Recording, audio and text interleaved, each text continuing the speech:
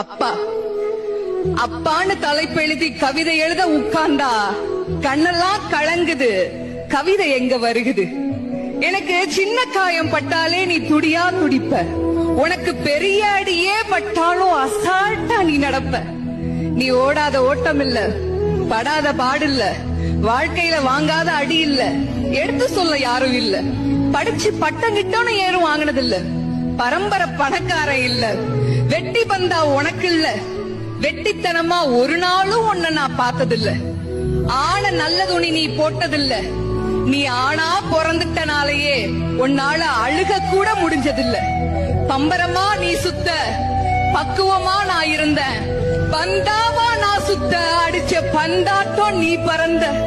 பத்திரமா என பாத்துக்க, படாத பாடு நீ பட்ட. அதனாலதான்ப்பா ஆண்டவனே ஆனாலும் அப்பாவுக்கு அப்புறம்தான்.